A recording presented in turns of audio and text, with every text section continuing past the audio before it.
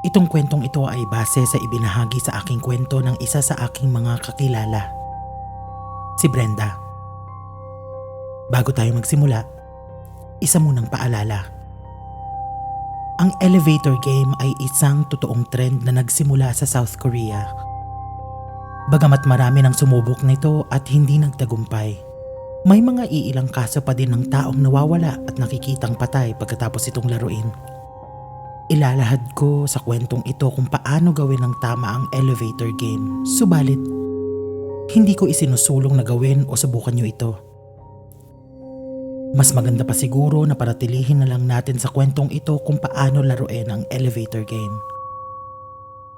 Pero kung desidido kang subukan ito at ligtas kang makakabalik, welcome na welcome kang ikwento ang experience mo dito. Salamat.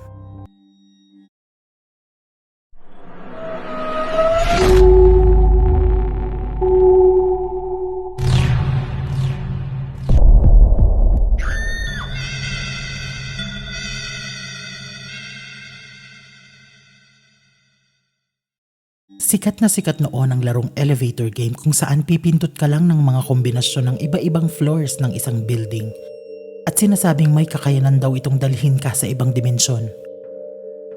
Siguro sa dimensyon ng mga espiritu. Pero hindi ka sigurado. Alam ni Mila ilang buwan lang ang itinagal ng trend na ito at unti-unti din itong nawala. Madami kasing sumubok ng larong ito pero wala namang nangyari. Nandiyan yung may nag-video pa para lang i-check kung totoo ba talagang mapapadpad ka sa ibang dimensyon.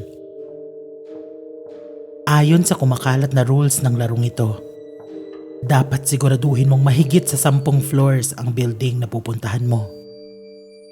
Una, pumasok ka sa loob ng elevator ng mag-isa. Kapag may sumakay na iba, hindi ka pwedeng tumuloy. Dapat mag-isa ka lang. Kapag sigurado ka na, pumasok ka sa elevator at pindutin ang 4th floor. Pag bumukas na yung pinto, huwag kang bababa. Manatili ka lang sa loob at pindutin ang 2nd floor. Habang nasa loob ka pa ng elevator, pindutin mo ang 10th floor. Maraming nagsasabi na may maririnig kang mga boses at mga halinghing sa hallway pagdating mo sa 10th floor. Senyalis daw ito na nasa kalagitnaan ka na ng ritual. Kapag may narinig ka, huwag kang lalabas. Huwag kang sasagot. Kahit anong mangyari, huwag kang kikilos at huwag kang magsasalita. Pagkatapos ng 10th floor, pindutin mo naman ang 5th floor. Sabi ng mga nakasubok nitong larong ito, sa 5th floor, may papasok na isang babae. Susubukan ka nitong kausapin at tanungin. Minsan pang araw, parang kilala mo yung papasok sa elevator. Kahit anong mangyari, huwag mo siyang kakausapin o kahit tignan. Kapag naman malasalamin ang mga pader ng elevator, huwag kang titingin sa refleksyon ng babae. Doon ka lang tumingin sa mga elevator buttons. Kapag sumara na yung pinto sa 5th floor, pindutin mo lang yung button papuntang 1st floor. Kapag imbis na bumaba ang elevator at umakyat pataas ng 10th floor, ibig sabihin, nagtagumpay ka sa ritual. Kapag bumaba ito sa 1st floor, mabilisan kang bumaba at umalis. Kapag nandoon pa din yung babae pagbaba mo ng 1st floor, tandaan mong huwag siyang lilingunin. Sabihin na nating nakarating ka sa 10th floor. Pwede kang mamili kung mananatili ka sa loob o lalabas ka. May mga nagsabing sinubukan nilang lumabas ng elevator at yung babae sa loob, sinubukan ulit silang kausapin. Pwede siyang magtunog na nag-aalala siya at tatanungin ka kung anong nangyayari. Pwede ka rin niyang kulitin.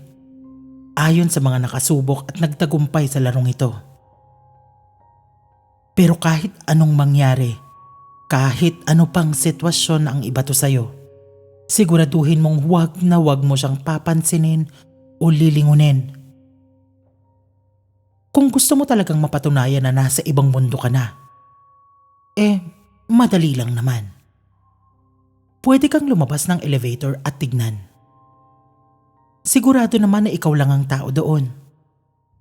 Sabi ng mga nagtagumpay sa ritual, kamukha lang daw ito ng normal na mundo pero mas madilim at may mga pulang krus sa bintana pero magkakalayo.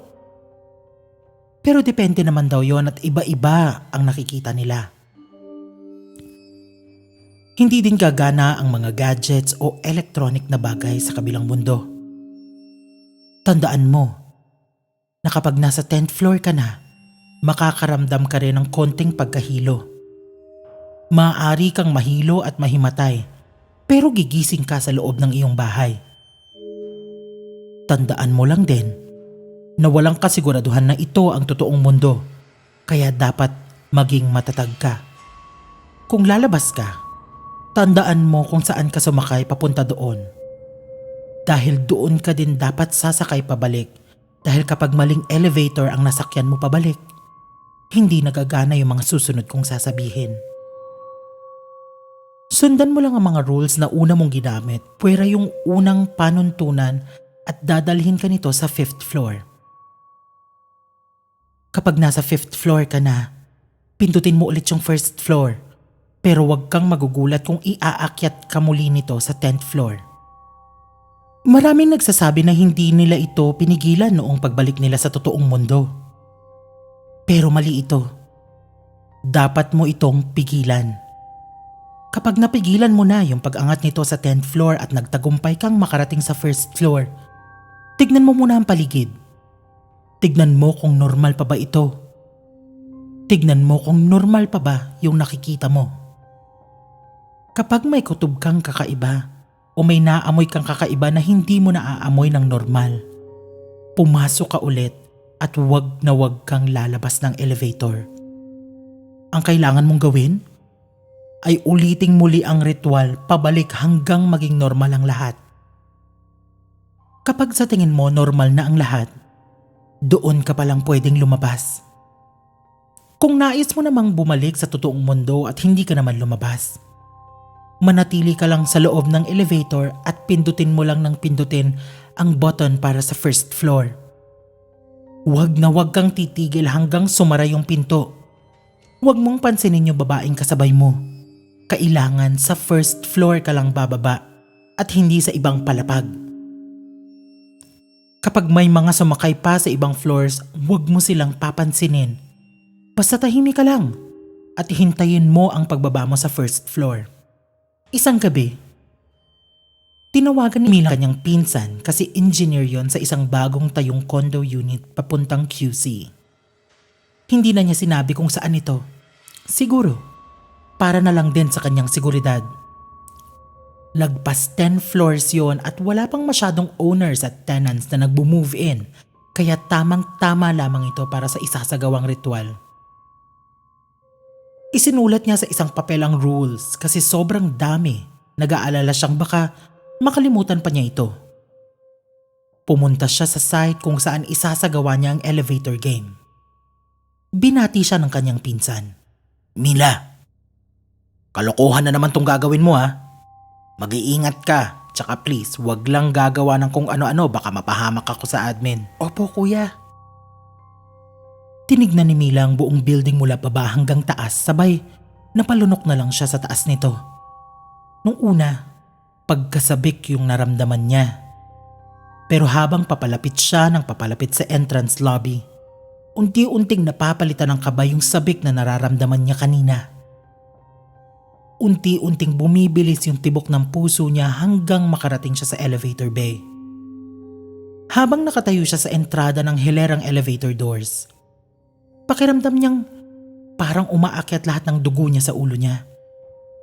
Unti-unting gumagaan ang ulo niya sa kaba. Nagpapawis ang kanyang mga palad at noo.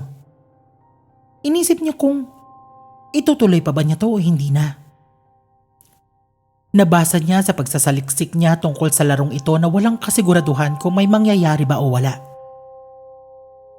Nasa isip niya, paano kung may mangyari? Saan siya mapupunta? Napakaraming tumatakbo sa isip ni Mila noong mga panahong yun. Inisip niya na, Paano kung may maling mangyari at hindi siya makabalik? Sinong magsasabi sa mga magulang niya? Sa pamilya niya?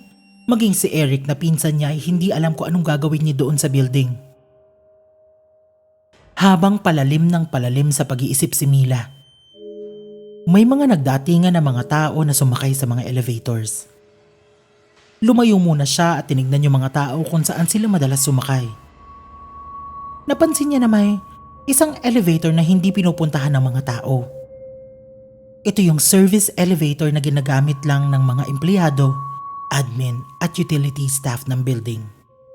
Napaisip si Mila na yun na lang ang gamitin niya. At saka isa pa, madaling matandaan kung sakaling gusto niyang umuwi sa totoong mundo kapag nagtagumpay siya sa ritual. Hinintay niya munang maubos yung mga tao sa elevator bay bago siya pumunta. Nasa dulo ng elevator bay yung service elevator.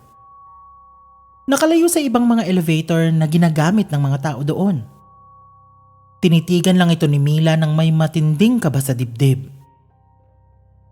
Hindi niya maiangat ang kamay niya para buksan ito.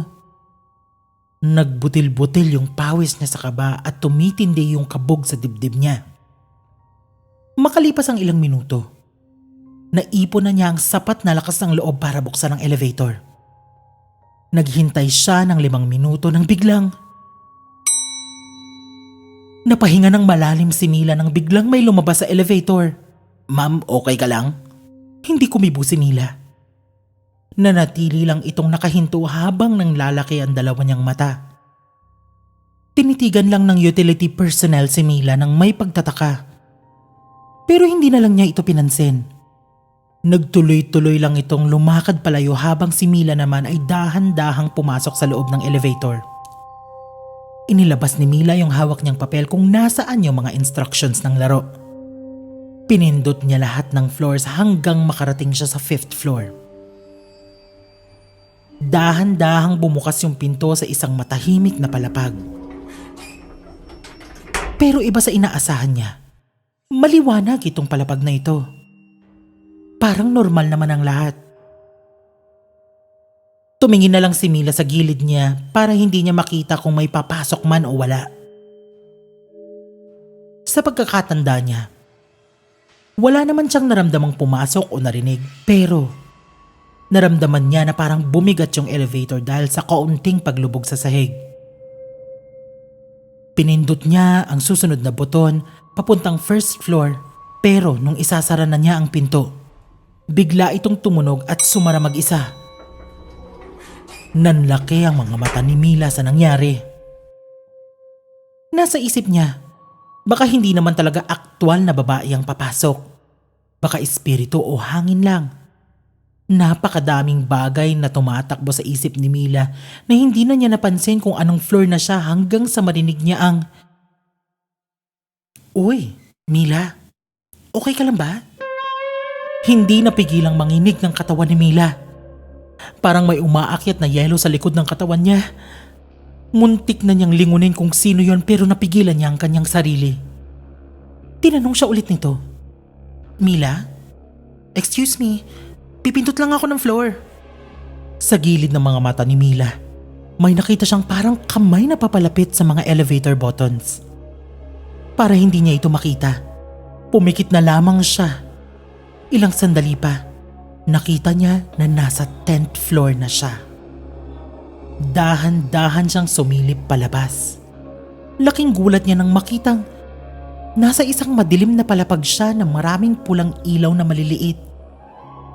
Nagtaka din siya kasi yung amoy sa labas, parang amoy alikabok. Parang amoy ng sunog na pintura sa kahoy. Lalong tumindi ang kaba sa dibdib ni Mila. Hindi niya alam kung lalabas ba siya o mananatili lang siya sa loob. Habang lumalalim na naman ang pagtatalo sa isip niya, bigla na naman siyang may narinig. "Mila, pababa ka ba? Ano bang nangyayari sa'yo?" Nagtayuan lahat ng balahibo ni Mila sa buong katawan. Hindi niya alam kung anong gagawin niya. Nagsimula niyang kapain yung mga bulsa niya para sa papel na ginamit niya para makarating doon. Buti na sa bulsa pa niya ito at nagmadali niyang pindutin ang 1st floor. Pindot siya ng pindot pero yung babae tanong pa din ng tanong, "Mila, Mila, bababa na ako. Huwag mong pindutin yung first floor. Bababa ako. Iyak lang ng iyak si Mila habang pinipindot yung first floor. Hanggang sa nakaramdam siya ng hawak ng kamay sa kanyang balikat. Lalo niyang pinindot yung first floor na parang masisira na ito. Pero imbes na sa first floor bumukas, bumalik ulit ito sa fifth floor. Tumigil sa pag-iyak si Mila. Tinignan niya kung nasa totoong mundo na nga ba siya. Walang pagdadalawang isip, lumabas siya ng fifth floor at nagtago sa pintuan sa tabi ng fire exit. Tumagal ng ilang oras. Sinubukan niya uling sumakay sa elevator at ibinaba siya ito sa first floor. Dahan-dahan siyang lumabas. Nagulat siya nang makitang pasikat na ang araw. Lumabas siya sa lobby at nakita niyang parang normal naman ang lahat. Nakakita siya ng mga tao at nakita din niya si Eric. Binati siya nito at binigyan nito ng perang pang-almusal. Nakarating nga ba talaga si Mila sa ibang dimensyon? Mukha namang nagawa niya ng tama ang ritual. Nagbalik nga ba talaga siya? Siguro nagtagumpay siya dahil kung hindi, wala tayong ikikwento ngayon. Pero ang mas malaking katanungan, Si Mila nga bang nagbalik? thank you for watching this video. If you liked it, please hit the subscribe button and the notification bell para naman updated ka sa lahat ng horror stories na ipopost namin sa channel na to. If you have any stories to share, please do not hesitate to send them all to me so that we can feature you on this channel. See you again!